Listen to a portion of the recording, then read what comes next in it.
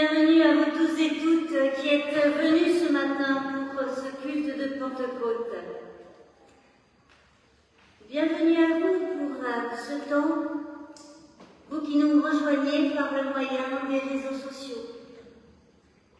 À tous et toutes, quel que soit le chemin que vous avez pris pour venir jusqu'ici, quelle que soit la raison pour laquelle vous êtes arrivés dans ce temple, nous sommes rassemblés.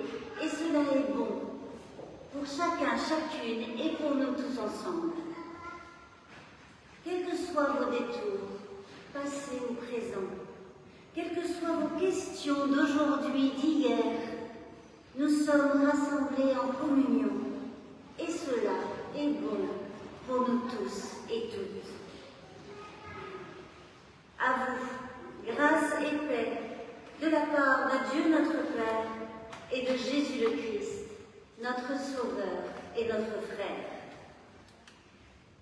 Je vous invite à vous lever pour louer l'Éternel.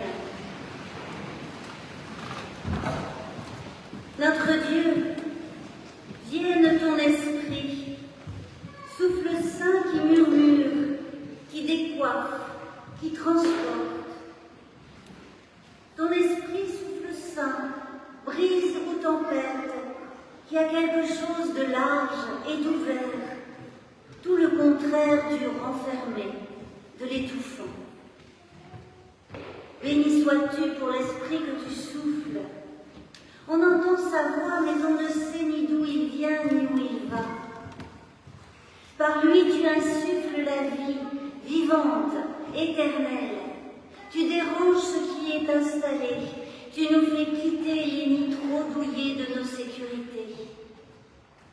Par ton esprit souffle saint, tu réveilles, tu secours, tu envoies, tu rassembles. Tu rajeunis ce qui est sclérosé, tu fais courir les boiteux. Béni sois-tu pour l'esprit que tu souffles, feu qui embrase, braise qui couve sous la cendre, brise et tendresse, force et douceur, eau et lumière, puissance et souplesse. Béni sois-tu pour l'esprit que tu souffles, qui nous frôle à son passage et qui nous emporte. Amen. Et nous chantons le premier des cantiques de ce culte au numéro 220. Viens Saint-Esprit, Dieu créateur, nous le chantons en entier.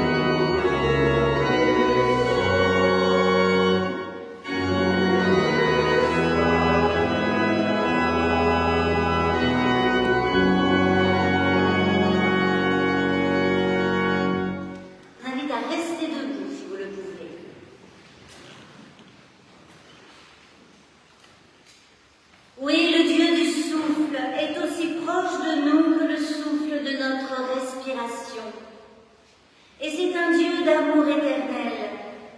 Il donne à profusion tout ce qui est en lui, la vie, l'esprit, la tendresse. C'est un Dieu de liberté qui lutte avec nous contre toutes les oppressions. Un Dieu de vent et de lumière qui nous confie son œuvre et qui inspire nos choix. C'est un Dieu de relation qui nous appelle à parler et à nous ouvrir aux autres. Un Dieu qui s'émerveille de nos présences et nous emporte dans son élan d'avenir. Et ce qu'il dit à chacun, à chacune ici-bas, fait lever un grand vent d'espoir et de création. Amen. Nous chantons encore au cantique numéro 217. Viens, Saint-Esprit, demeure en nous.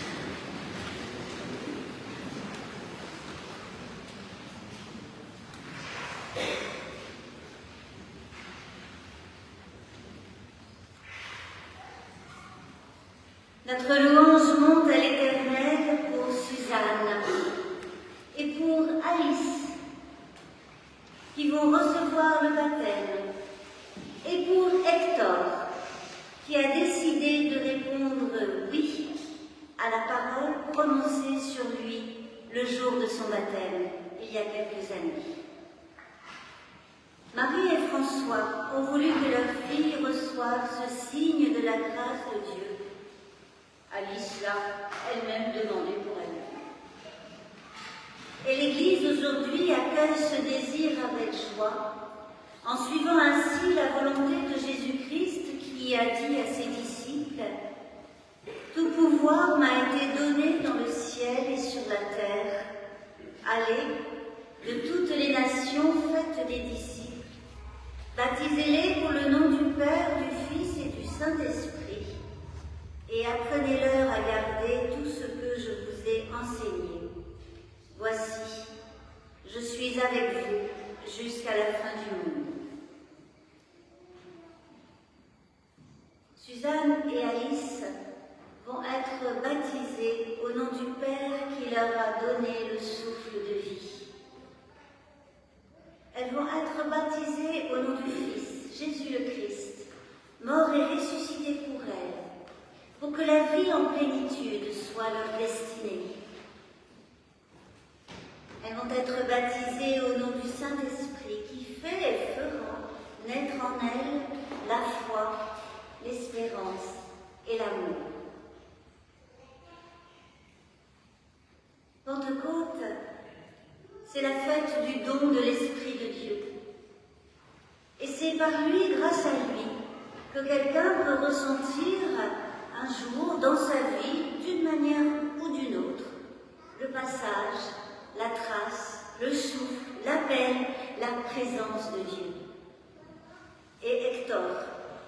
va tout à l'heure exprimer à sa manière, avec ses propres mots, ce ressenti, tel que son expérience, et puis les partages du caté, et puis sa propre réflexion lui permettent de le dire.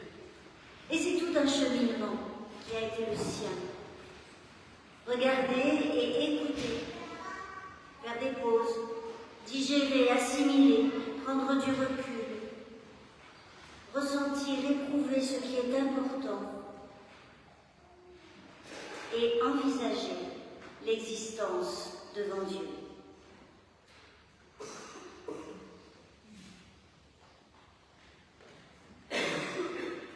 Alors avec eux, pour eux,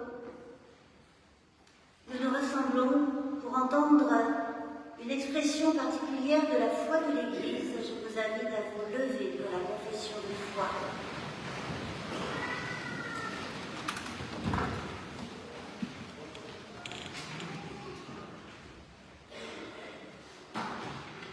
Nous croyons en Dieu, non comme un souverain lointain, mais comme la source vivante de tout ce qui est, le souffle qui soutient l'être, la présence qui appelle chacun à vivre pleinement.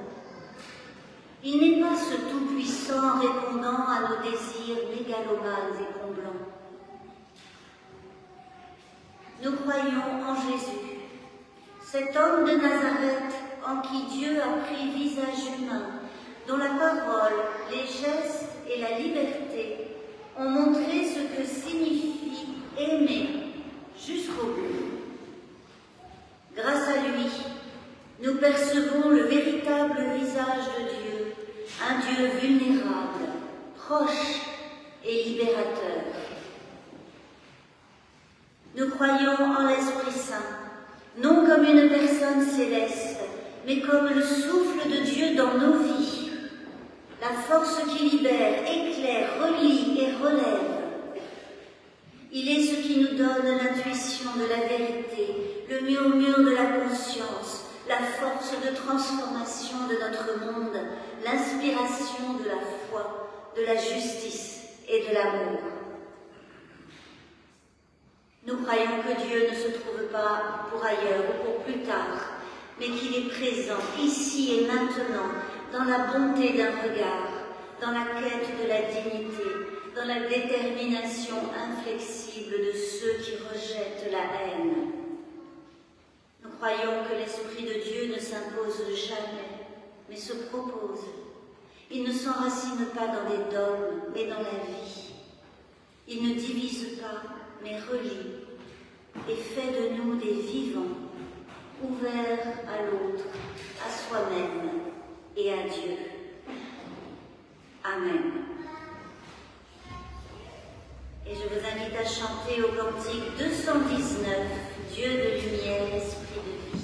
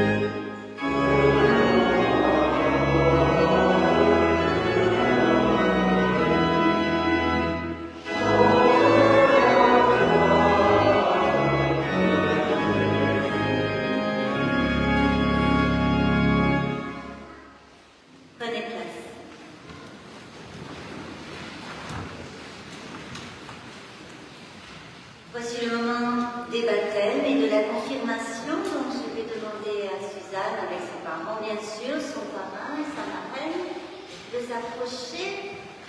Également Alice, qui a souhaité être accompagnée par Franck pour ce moment important.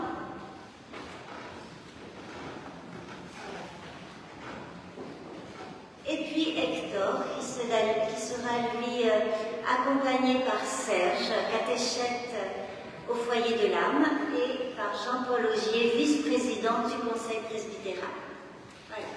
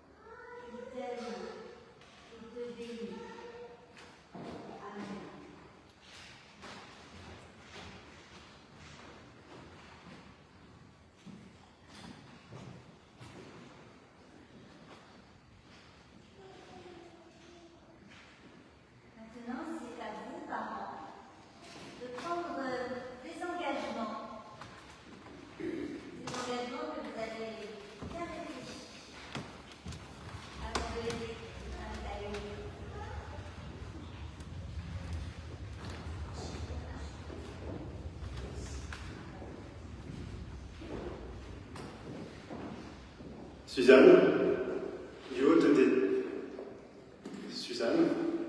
de tes 19 mois, tu découvres en ce moment peu à peu que tu es une personne à part entière et distincte de nous. Mais pour nous, tes parents, cette vérité s'est imposée dès ta naissance. Tu es toi pleinement.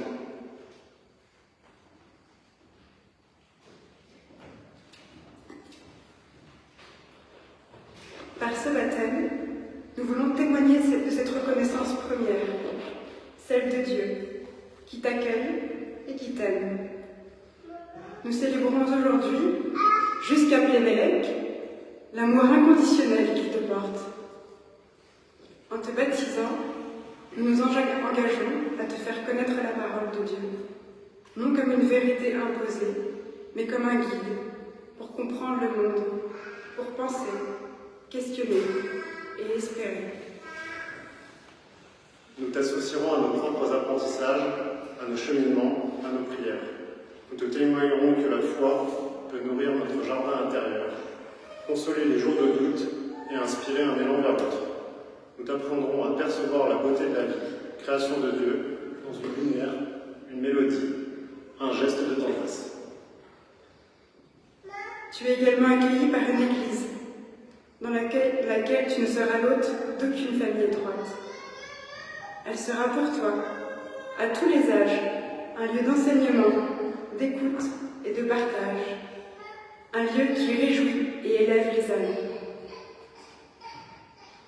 Avec l'aide précieuse de ta marraine et de ton parrain, nous te guiderons pour s'aiguise ta conscience, se développe ta curiosité et que tu avances librement, en confiance, sur le chemin de foi qui sera le tien.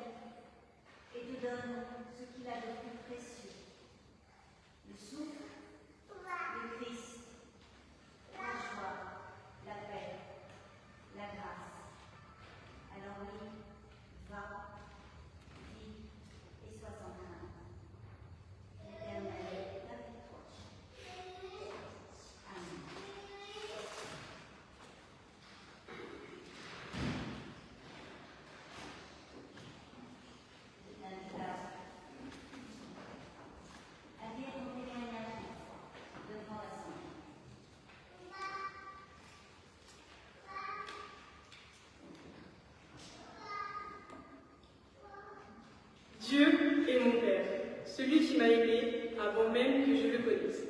Il est mon Créateur, celui qui m'a donné la vie et qui veille sur moi chaque jour. Il est mon Sauveur, celui qui me pardonne et m'aime. Il est mon refuge, celui vers qui je peux me tourner dans les moments de doute, de joie et d'épreuve. Il est ma lumière, celui qui éclaire mon chemin et me guide pas à pas. Il est mon espérance, car en lui, je sais que ma vie a un sens. Je crois que Jésus-Christ a donné sa vie pour moi. Par sa grâce, il m'a lavé, restauré et libéré du poids de mon passé. Aujourd'hui, je choisis non seulement d'accepter son pardon, mais aussi de pardonner à ceux qui m'ont blessé, comme il me l'a enseigné dans l'Évangile de Luc au chapitre 17. Si ton frère a péché, reprends-le, et s'il se repent, pardonne-lui. Et s'il pêche contre toi 7 fois dans un jour, et que 7 fois il revienne à toi disant « je me repens », tu lui pardonneras. Je veux marcher dans l'amour et la réconciliation, ne plus être prisonnière de la rancune, mais vivre selon l'amour de Dieu. Car c'est dans le pardon que je trouve la paix, et dans l'amour de Dieu que je trouve ma véritable identité. Aujourd'hui, je choisis de lui donner ma vie, de le suivre, d'être fidèle à son enseignement et de marcher dans ses voies. Par ce baptême, je veux avancer chaque jour avec lui, aimer comme il aime, pardonner comme il pardonne, et vivre une vie qui reflète sa grâce et sa vérité. Seigneur, guide-moi, et que tout en moi glorifie ton nom.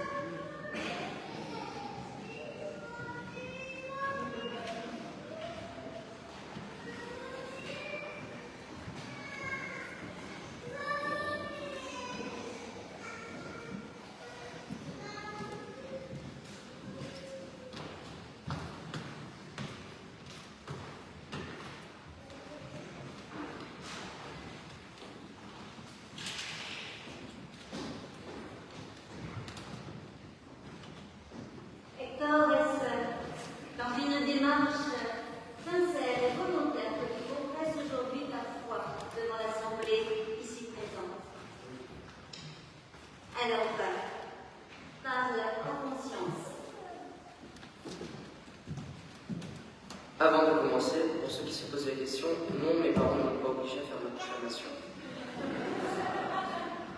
Ma confirmation ne changera pas grand-chose dans ma vie. Ce n'est pas parce que je fais ma confirmation que je vais devenir un chrétien modèle qui ira tout prier longtemps ou qui ira prier pour Dieu tous les soirs avant de m'endormir.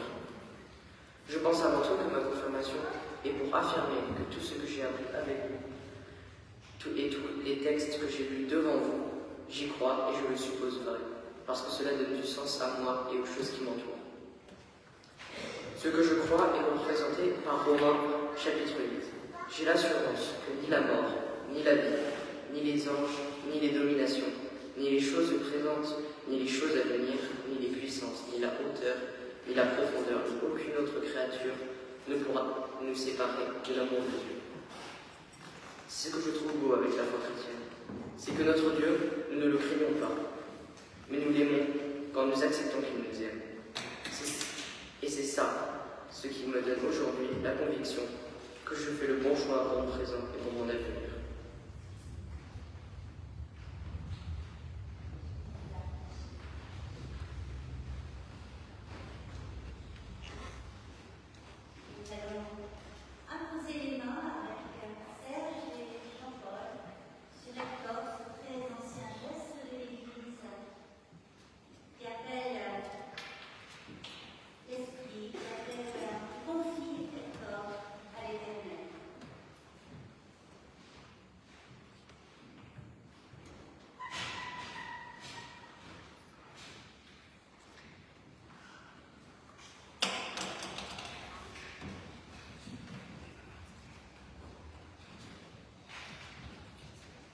Éternel notre Dieu, tu connais Hector et tu l'aimes. Tu lui fais confiance et tu veux pour lui la vie. Tu es pour lui lumière et paix. Et par ton esprit, tu les as désormais semés en lui, dans son cœur, pour que sa vie les reflète envers celles et ceux qu'il rencontrera. Éternel, ton esprit enveloppe et le conduise jour après jour. Amen.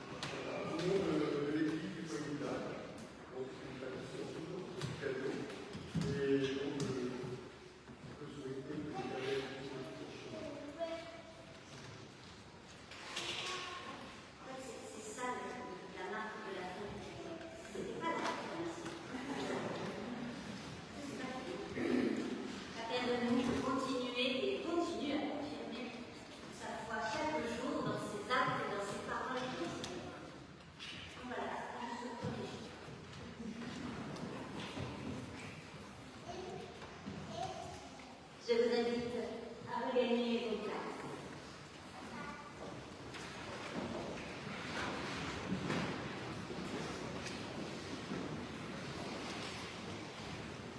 Et nous prions en restant debout parce que nous allons chanter tout de suite après.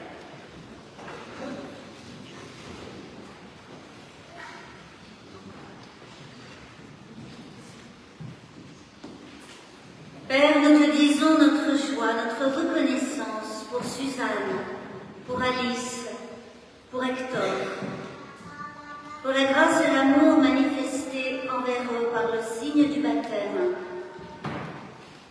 par la réponse d'Hector. Nous te rendons grâce parce que cet amour est destiné à chacun et à chacune de nous. Nous te prions pour Suzanne, pour Alice et pour Hector, pour leur famille et pour leurs proches. Et nous te remercions pour ta fidélité et pour la lumière de ta parole sur nos chemins. Amen. Et je vous invite à chanter au cantique 216, Saint-Esprit, Dieu de lumière.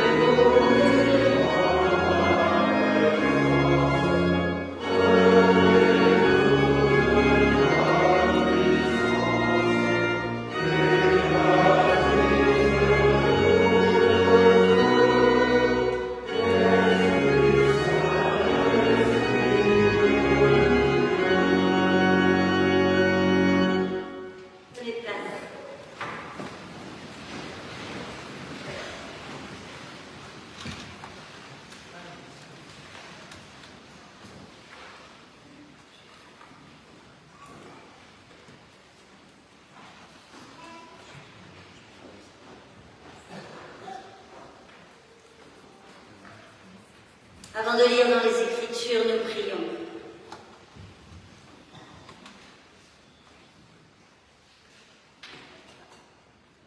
Par l'Esprit qui fait naître la foi et qui nous rassemble dans l'Église du Christ, Éternel, ouvre notre esprit afin que ta parole vienne élargir nos existences dans ta bénédiction. Amen.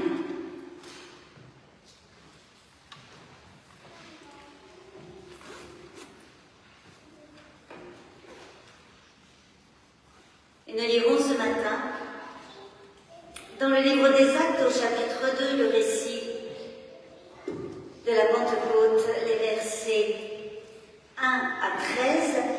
La prédication portera surtout sur les 4 premiers versets. Mais ce serait dommage de ne pas tout lire aujourd'hui. Lorsqu'arriva le jour de la Pentecôte, ils étaient tous ensemble en un même lieu. Tout à coup, il vint du ciel un bruit comme celui d'un violent coup de vent qui remplit toute la maison où ils étaient assis.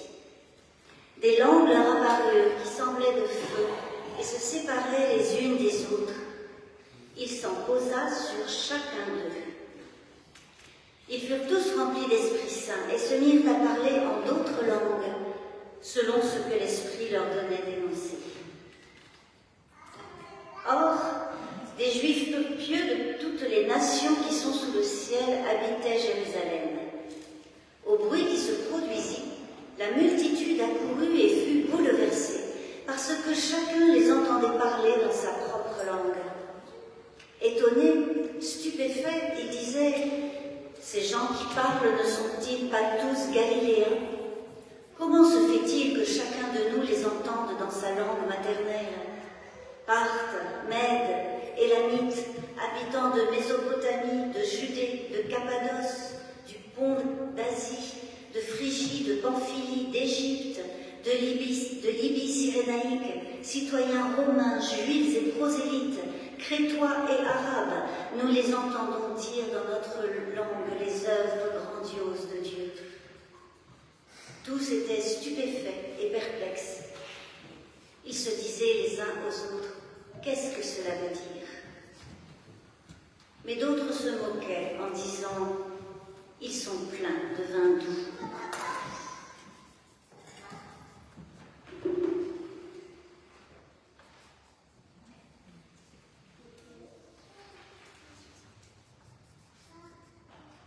Aujourd'hui, ce culte accueille donc 2 baptêmes et une confirmation.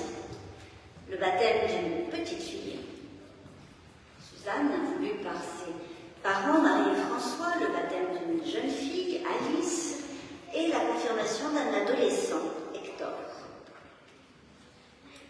Que s'est-il passé ?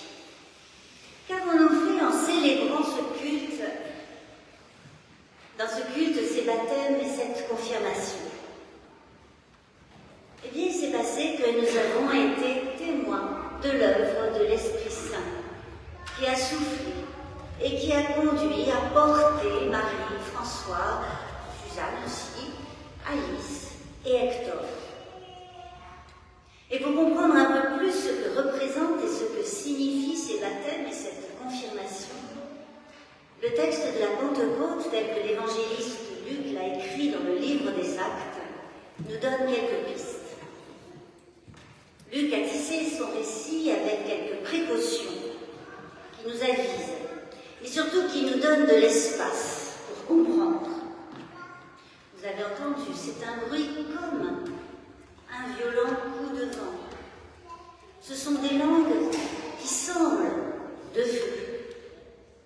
Luc évite les définitions, les précisions, les explications indiscutables. Les images, les comparaisons permettent d'éviter des affirmations péremptoires qui ne laissent plus de place à celles et ceux sur qui elles tombent. Luc, en revanche, est plus clair sur les conséquences de l'advenue du bruit et de ces langues semblables à du feu. Sur ce que produit l'éruption de l'Esprit Saint saints parmi les disciples rassemblés, ils sortent et se mettent à parler en d'autres langues. Alors nous n'avons pas été témoins de tels événements ce matin. Pas de phénomènes sonores et visuels incompréhensibles, extraordinaires. Pas d'expressions en langues étrangères. Peut-être y a-t-il en Marie, François, Alice, Hector, quelques actualités ou quelques souvenirs de langues étrangères, première langue, deuxième langue, au lycée, en mémoire quelques déclinaisons, listes de verbes irréguliers, faux habits, enfin bon. Mais nous n'avons pas entendu cela.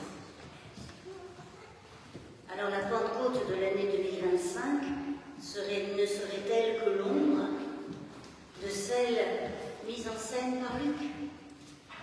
Une réduction de la première Pentecôte en quelque sorte. Une réduction qui serait opérée dans le cadre de la tradition et du rite. Car il y a bien de cela dans le baptême et la confirmation. Il y a une part de tradition et de rite de passage, une naissance, l'adolescence, et le passage à la singularité affirmée de soi-même par l'expression de foi personnelle et publique. Les traditions et les rites ne sont pas à rejeter.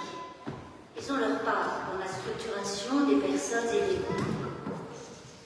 Mais il y a bien plus dans ce dont nous sommes témoins aujourd'hui. Il y a l'expérience de Marie et de François, dont l'existence est bouleversée, je peux le dire, par l'arrivée de cette petite fille unique et toute neuve. Il y a l'expérience d'Alice, qui noue des fils d'héritage familial, de reconnaissance et d'aspiration personnelle singulière.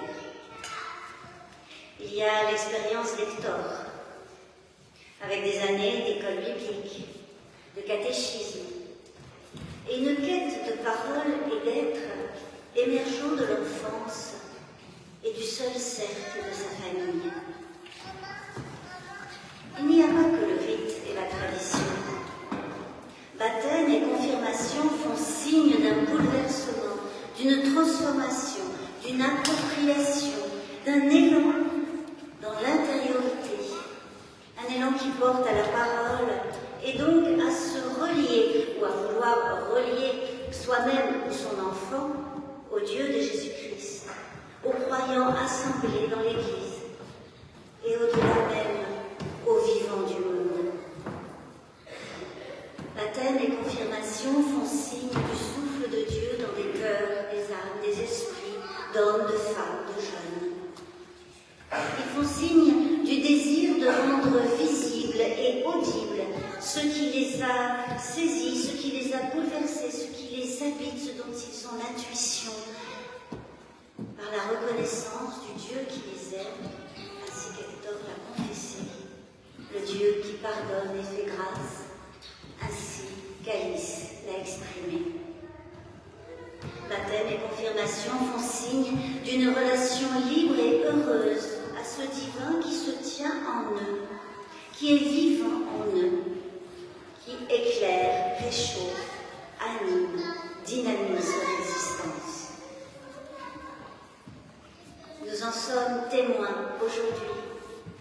La tradition qui porte baptême et confirmation n'est pas celle d'une mise aux normes ou en conformité, mais elle est tradition toujours vivifiée et renouvelée de l'adhésion libre et joyeuse, de la gratitude émerveillée, de la liberté dans laquelle parler et se tenir pour avancer chacun, chacune et avancer ensemble.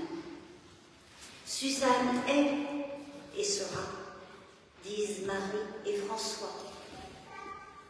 Je suis, disent Alice et Hector. Ce n'est pas une définition, c'est une identité reçue et reconnue, une identité en élaboration, en mouvement, entre un amour donné et accepté, et l'appel à mettre cet amour en œuvre et en forme dans son existence. Alors les disciples sont poussés dehors, hors de la maison où ils s'étaient rassemblés peut-être comme nous dans ce temple où nous nous sommes rassemblés pour rendre grâce, pour faire mémoire des enseignements du Christ, pour prier ensemble, chanter des hymnes, des cantiques, en témoin de la bonté de Dieu en Jésus-Christ. Et ce témoignage est soudain transporté par l'Esprit Saint à l'extérieur des lieux, de tous les murs dans lesquels l'Assemblée est réunie, pas seulement les murs de briques. De même, aujourd'hui, le temps du culte ne suffit pas au culte. Il est un temps ouvert sur un autre, le temps d'être au dehors, sans quoi le culte ne serait pas un culte rendu au Dieu de Jésus-Christ. Et cette ouverture vers le dehors, constitutive de l'élan de la vie devant Dieu et de la vie en Christ, cette ouverture vers le dehors, vers d'autres que ceux qui se rassemblent pour le culte, cette ouverture est soutenue par une autre ouverture, qui elle est interne à l'assemblée du culte.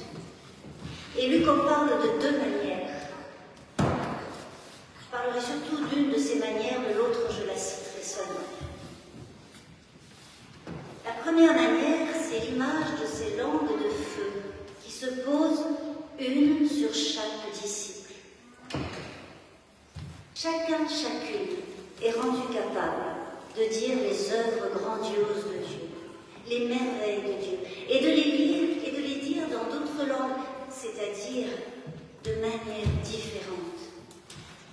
L'Église dessinée par Luc est non seulement une Église ouverte, mais également une Église témoignant et constituée d'un pluralisme originaire pour célébrer un seul Dieu, un seul Christ, une même foi qui n'est surtout pas uniforme.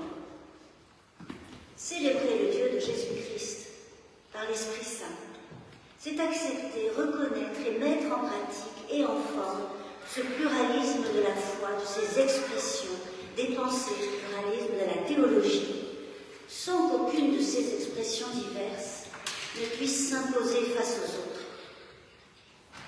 Non pas un sens unique, et du pluriel légitime et même indispensable, car il est le fruit de l'Esprit. Ce qui tient l'Église, ce n'est pas une unique expression de foi, un seul discours, la somme déjà fixée de plusieurs dogmes. Ce qui tient l'Église, c'est seulement le don de Dieu, de Christ, l'Esprit, dans l'intériorité de chacun et de chacune, dans son chemin, dans ses expériences propres, là où chacun et chacune en est de sa propre histoire. Ce qui nous rassemble en Église, ce n'est pas un pouvoir remis à quelques-uns ou à un seul. C'est la relation de tous les uns avec les autres, sans prise de pouvoir, sans prédominance des uns sur d'autres, ce que la scène que nous allons partager tout à l'heure manifeste. Et cela est parce que ce qui nous relie les uns aux autres, c'est le Christ vivant, c'est l'Esprit de Dieu. Une langue de feu se pose sur chacun, chacune. C'est-à-dire que chacun, chacune est porteur du Christ. Parole de Dieu et amour de Dieu. Chacun se tient en relation personnelle avec le Christ vivant en lui, de même que ce Christ vit et vivant en d'autres que lui. Et de cela, nous ne sommes pas maîtres, mais bénéficiaires. Et c'est une merveille de Dieu. Chacun, chacune est porteur de la bonne nouvelle. Nouvelle, c'est-à-dire aussi en nouveauté, en mouvement, qui commence dans l'écoute et l'interprétation. Cela ici commence déjà à l'école biblique, pour se poursuivre au catéchisme et dans les différents groupes qui se réunissent au foyer de l'amour. Ce pluralisme essentiel Certains le voient comme une ivresse, un excès de vin doux, et ils en font un sujet de moquerie ou de dénigrement, comme si le pluralisme ne pouvait donner lieu qu'à de la confusion, qu'à de l'informe, de l'intenable, voire de l'insupportable. Et Luc met bien en scène, dans le livre des Actes, comment Pierre et Paul et Jacques et Philippe et d'autres encore ont éprouvé que le pluralisme de l'expression de la foi, de la théologie plurielle est indispensable, même s'il ne rend pas la fraternité toute simple et toute facile à vivre. Mais ce n'est pas à la facilité que l'Évangile nous appelle. Mais Pierre, Paul, Jacques, Jean, Philippe et les autres n'ont pas été, et nous ne sommes pas laissés démunis face à ces difficultés à vivre la fraternité dans le respect de la pluralité de nos expressions de foi et de nos théologies. De même, le lecteur de la Bible sait bien, depuis le livre de la Genèse, que le chaos qui rend la vie impossible, c'est celui où la diversité est absente. Il sait bien que la relation véritable n'est possible qu'en reconnaissance de l'altérité d'autrui. Il sait bien que la confusion vraiment destructrice de l'humain est générée par l'uniformité. L'autre manière dont Luc parle d'ouverture, je n'y attarderai pas, mais cette autre manière, je voulais quand même la citer parce qu'elle ne surprendra pas Hector. À Foucaté cette année, nous avons passé plus d'une séance autour de questions. Et il y a deux questions dans ce texte posées par la foule rassemblée. Comment se fait-il que chacun de nous les entende dans sa langue maternelle ? Comment cela est-il possible ? C'est une question. Ce n'est pas un jugement plein de suffisance. Ils sont pleins de vin doux. Et une question. Hector, nous l'avons souvent dit. Une question. C'est une place libre. Une place libre où l'esprit peut se poser et aviver en nous le désir de parler, d'écouter, de grandir et de vivre. Baptême et confirmation pour Suzanne, pour Alice, pour Hector, avec eux, avec vous, nous sommes heureux, reconnaissants, en confiance et en espérance. Car avec vous, à travers vous, aujourd'hui, nous avons vu une merveille de Dieu. Amen.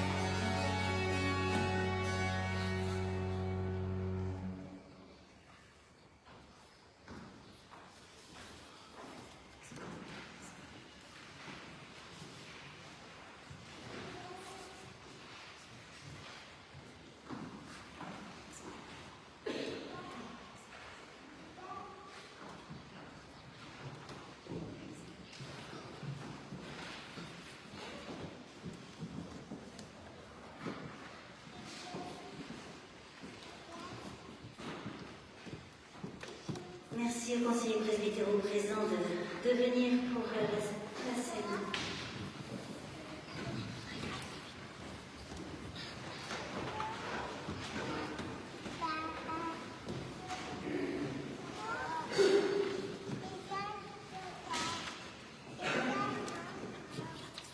Je vous invite à vous lever pour louer l'Éternel.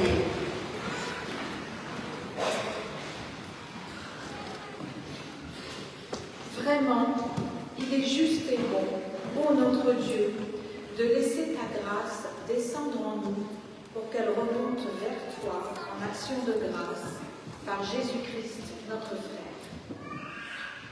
Quand il passait sur nos chemins, un élan le portait, qui l'a conduit jusqu'au bout de l'amour.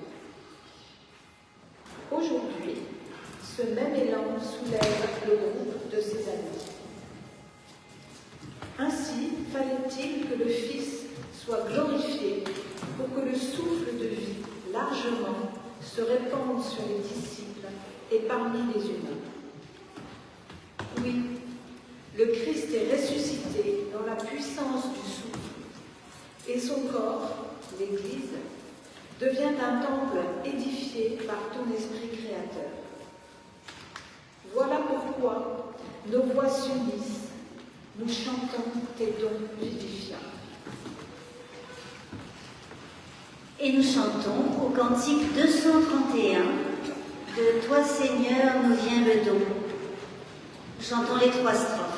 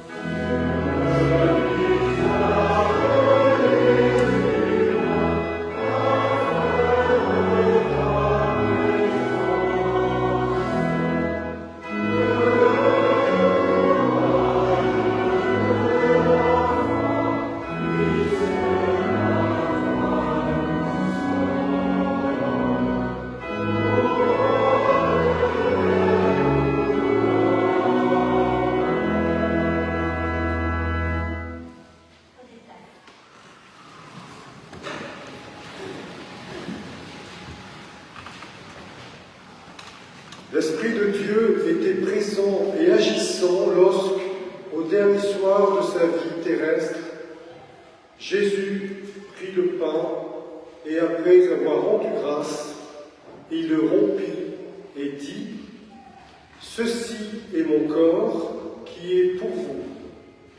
Faites cela en mémoire de moi. » Après le repas, il fit de même avec la coupe en disant « Cette coupe est la nouvelle alliance en mon sang. Faites cela en mémoire de moi chaque fois que vous en boirez. »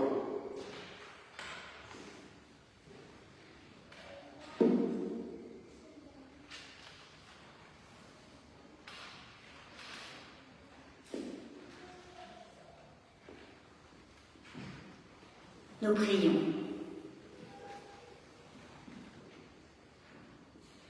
Notre Dieu, nous t'en prions, envoie maintenant en nous et entre nous ton esprit créateur et recréateur.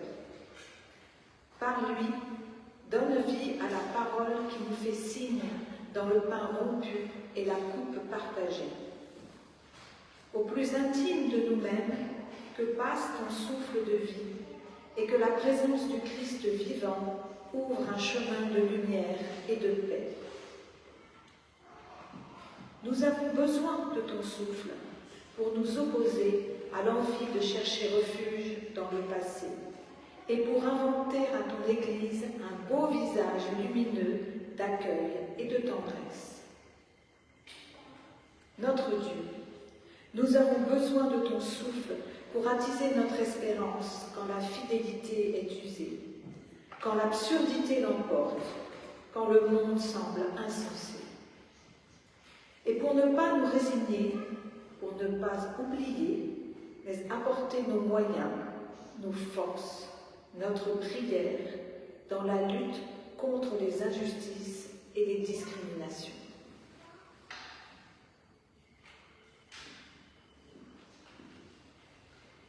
Nous avons besoin de ton souffle pour annoncer l'Évangile non seulement avec les mots, mais aussi avec notre présence de chair et de sang sur toutes les terres de joie et de douleur de l'humanité. Nous portons dans notre prière nos proches en peine et en souci.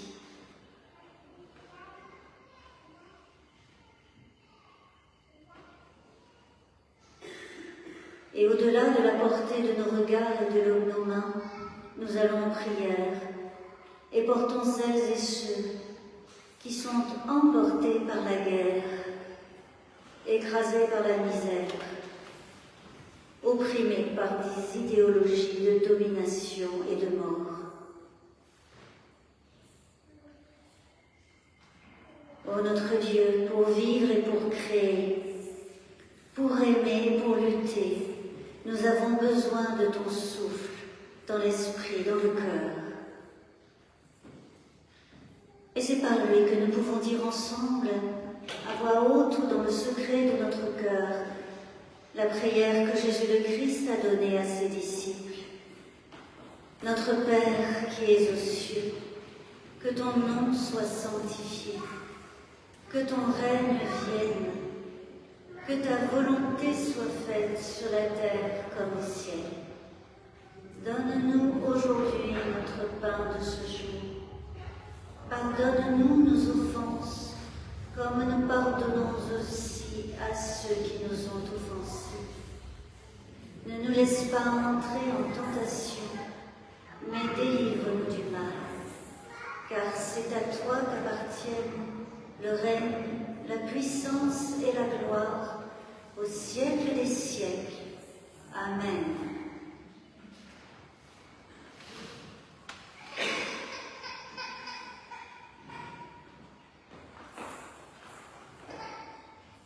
Voici la table est dressée.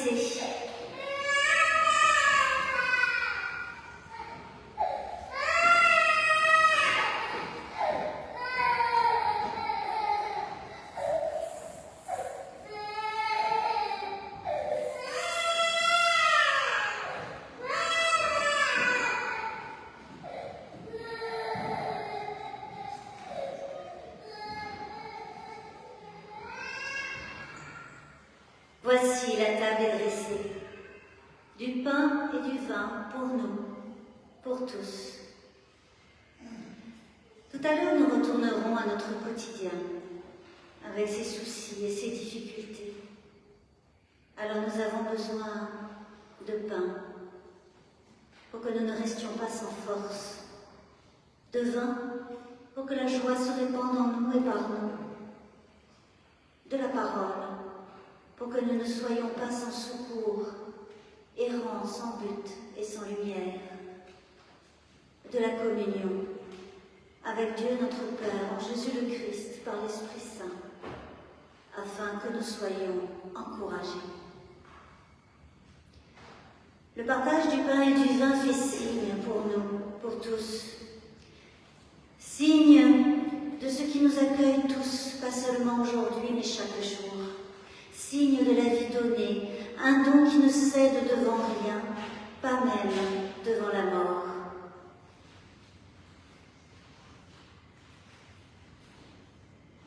Et parce que celui qui nous accueille est bien plus vaste que le signe qui en parle, si vous ne souhaitez pas participer pour une raison ou pour une autre, vous ne serez privé de rien, ni de la vie, ni de l'amour, ni du pardon, ni de la grâce, ni de la joie, car cela est offert en abondance. Alors sentez-vous libre de décider pour vous-même. Nous allons former un grand cercle, je crois que nous allons le faire même tout le long des murs du temple. Même si vous ne souhaitez pas prendre le pain et le vin, venez dans le cercle, parce que c'est un cercle d'humanité, d'égalité et de fraternité. Alors venez, car tout est prêt.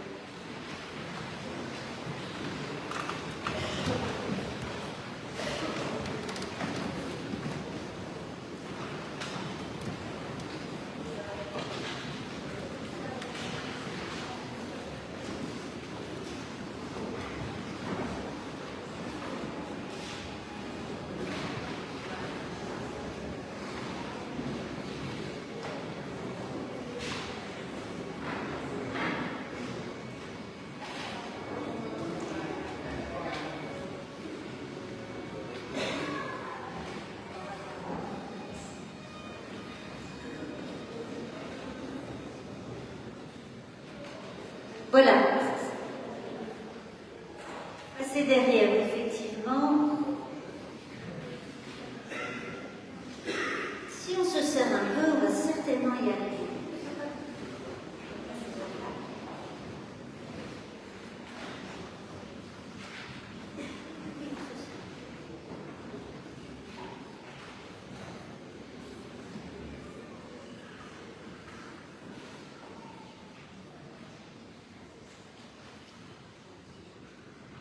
Marie-Nathalie, vous allez un peu plus au fond là-bas. Tirez-vous un peu là-bas au fond, dans l'angle du temple. Vous gagnez quelques places. Voilà, voilà.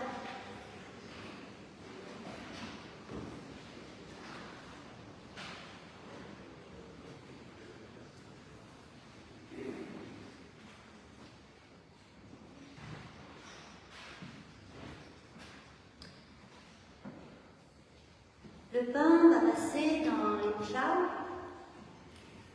ainsi que dans les petits verres, le vin, sauf dans le plateau avec un ruban bleu, où c'est du jus de raisin, pour celles et ceux qui ne veulent pas le vin. Un conseiller presbytéral le fera circuler. Vous vous servirez et nous vous invitons à attendre que tous aient reçu leur part avant de manger et de boire. Nous le ferons ensemble. Et tous déjà par le regard, par un sourire, par un salut, en prenant connaissance du nom de votre voisin à droite et à gauche, vous pouvez déjà accueillir et reconnaître la présence de celles et ceux qui sont tout autour de cette table, tous invités au repas du Seigneur.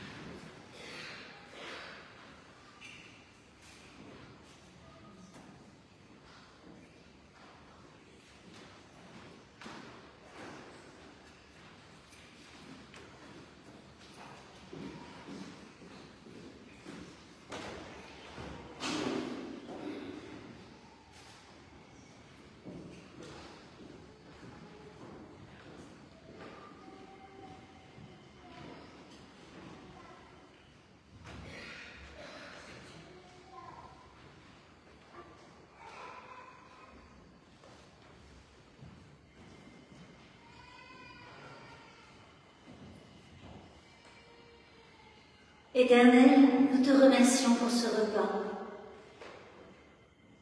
Tu nous as rassemblés avec le Christ, avec toi. Ainsi, l'espace de notre vie est élargi.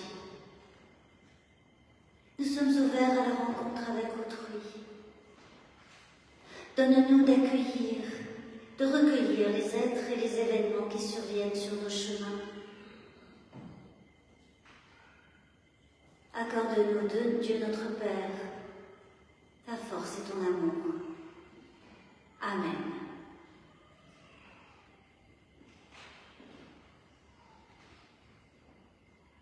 Le Christ est ressuscité.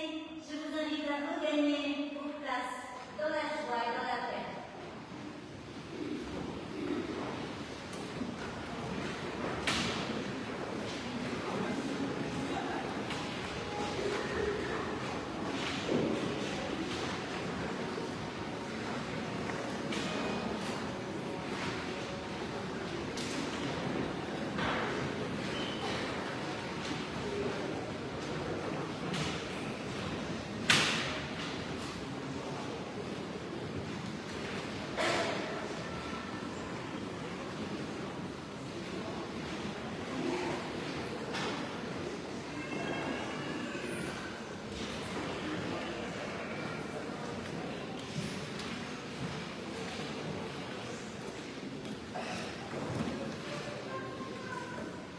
Alors voici le temps des annonces. Il va falloir m'aider parce que j'ai oublié mon agenda. Jeudi à 12h30, il y a la pause spirituelle.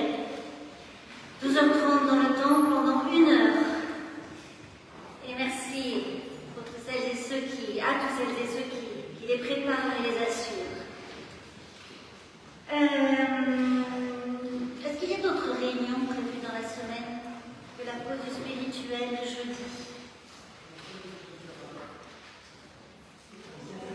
Le conseil presbytéral de mardi soir, voilà, à 20h, la réunion. Ce mardi, ce sera donc le 10. Et puis sinon, ce sera le culte dimanche prochain à 10h30. Est-ce qu'il y a une annonce pour ce culte particulier qui sera mon dernier culte au foyer de l'âme? Voilà, l'occasion de se dire au revoir. Sonia, quelque chose?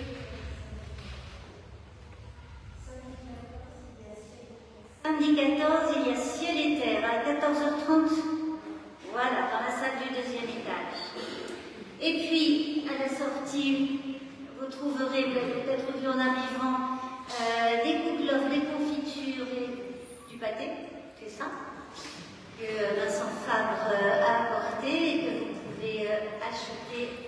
Et puis, il y aura dimanche prochain, comme chaque dimanche et aujourd'hui aussi, une collecte au profit de l'épicerie solidaire de la Croix-Rouge du 11e arrondissement, et vous trouverez affiché deux fois dans l'entrée du temple les produits dont l'épicerie a particulièrement besoin. Vous pouvez en apporter d'autres, produits d'hygiène, produits d'entretien, produits alimentaires non périssables bien sûr, et pas en vrac. Pas de produits frais non plus. Est-ce qu'il y a d'autres choses à se dire? Oui, non, mais c'est plus que ça. Ben oui, bien sûr, en plus, c'est la seule chose que j'avais écrite. Un grand merci à François Fernandez, à Yoon Kim et à Chut Soraya pour leur accompagnement de ce culte. Nous les entendrons encore à la sortie et nous aurons l'occasion de les remercier plus chaleureusement.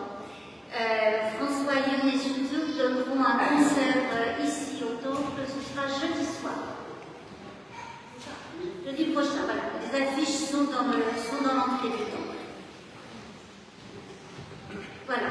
Et pour maintenant, c'est le moment de l'offrande.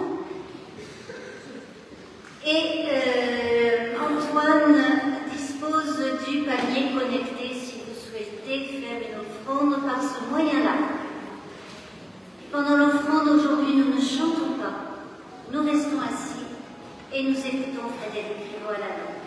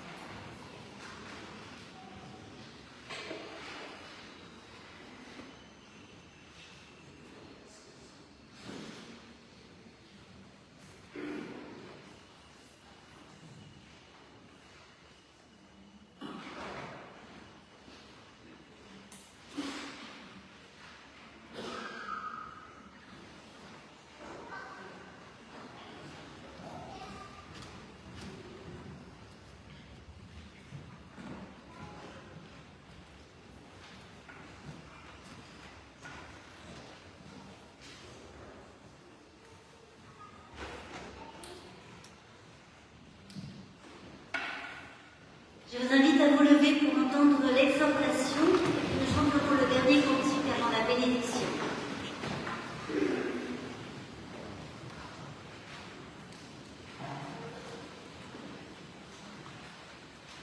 Amis, frères et sœurs, l'Éternel nous appelle et nous envoie sur les chemins de sa bonté, sur les chemins du monde, sur les chemins de la vie vivante. Il nous y envoie en témoins persévérants et humbles, en témoins radieux et reconnaissants. Et nous chantons au cantique 221, nous chantons les strophes 1, 2 et 3 du 221 au Saint-Esprit, Esprit d'amour.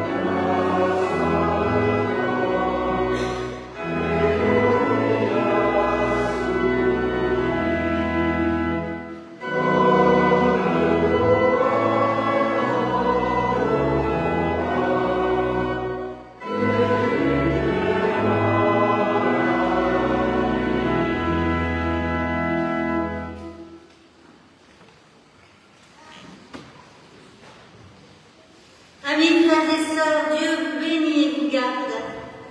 Il le fera de toutes sortes de manières, par son esprit qui est présence du Christ en nous, et aussi par le soleil au-dessus de nos têtes, par la terre